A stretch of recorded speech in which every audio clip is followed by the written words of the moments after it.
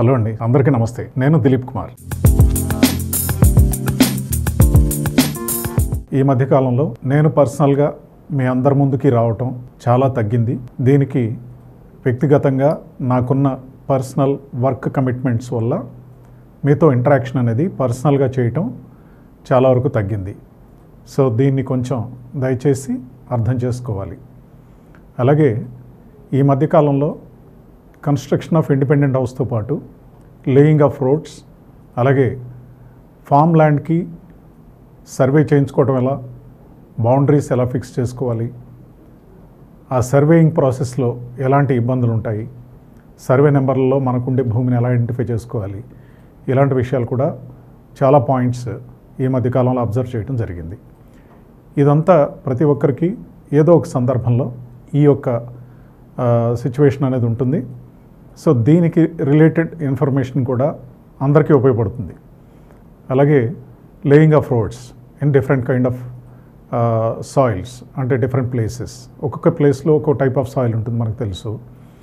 మనం అంటే for example Hyderabad surroundings తీసుకుంటే కూడా మనకుండే ఈ చుట్టుపక్కల ఉండే సాయిల్స్ అన్నీ కూడా రెడ్ సాయిల్ ఉంటుంది, రాక్ సాయిల్ ఉంటుంది, అలాగే బ్లాక్ కాటన్ సాయిల్ కూడా చాలా ప్రదేశాల్లో మనం చూస్తున్నాము.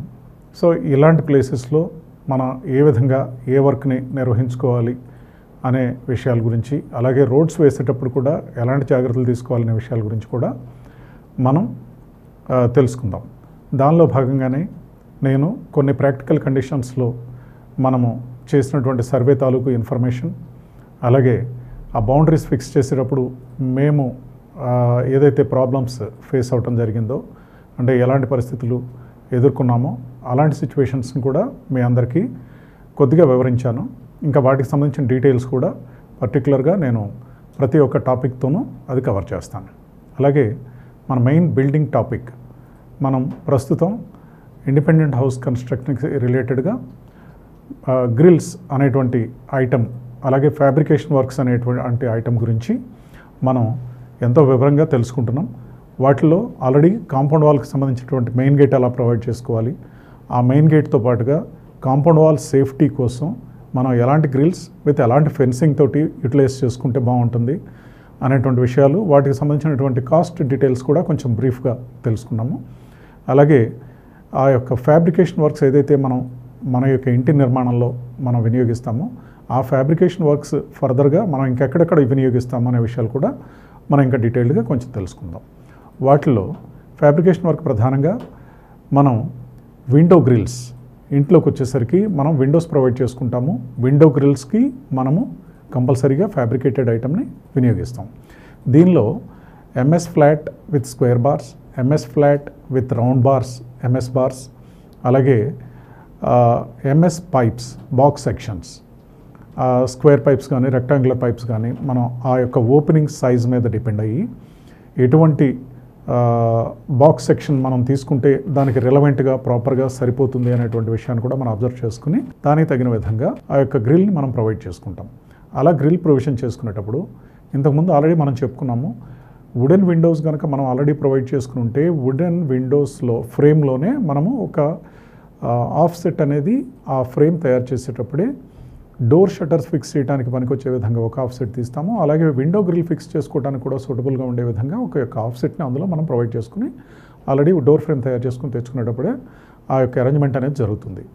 సో ఆ గ్రిల్ అరేంజ్మెంట్ కనుక మనం వుడెన్ విండో కనుక మనం ప్రొవైడ్ చేసుకున్నట్లయితే విత్ వుడెన్ ఫ్రేమ్, దానిలో ఈ గ్రిల్ అనేది డైరెక్ట్గా ఎంఎస్ ఫ్లాట్ తోటి తయారు చేసుకుని అవి ఫిక్స్ చేసుకోవడం అనేది జరుగుతుంది. ఆ ఎంఎస్ ఫ్లాట్కి మనము హోల్స్, ట్యాపింగ్ విధానంలో హోల్స్ వేసుకుని వాటిలో డైరెక్ట్గా స్క్రూస్ ద్వారా ఫిక్స్ చేసుకుంటాము.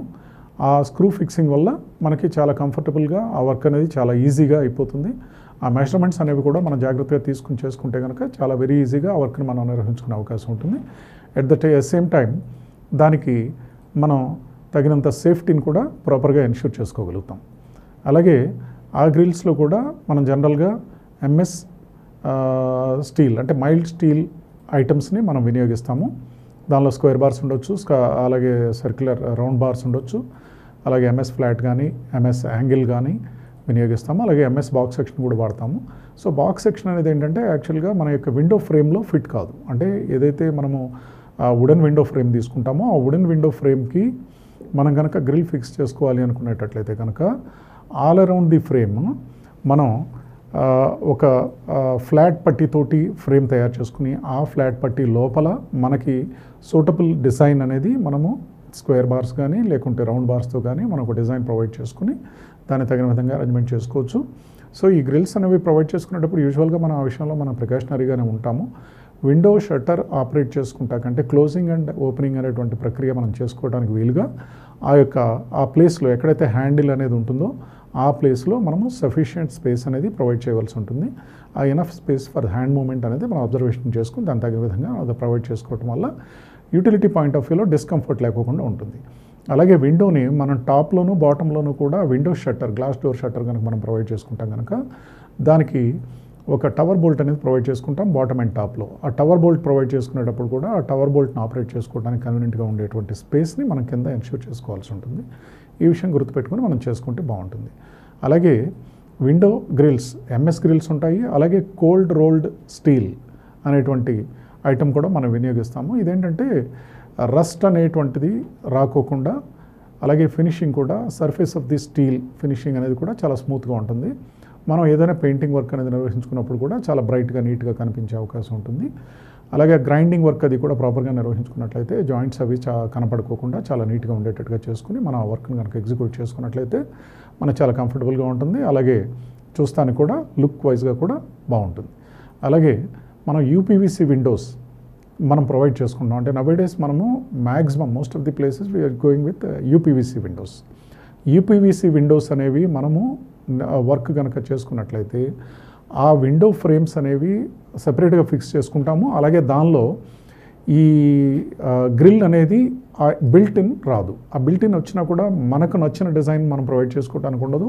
ఏదో హారిజాంటల్గా సమ్ స్క్వేర్ బార్స్ అనేవి వాళ్ళు బిల్ట్ ఇన్లో ప్రొవైడ్ చేస్తారు. అది కూడా కొన్ని పెద్ద కంపెనీస్ మాత్రమే ప్రొవైడ్ చేస్తున్నాయి. That at high cost. So అది అట్లాగూ వైబుల్ కాదు మనకి. And even it is not adequate for the safety point of view also.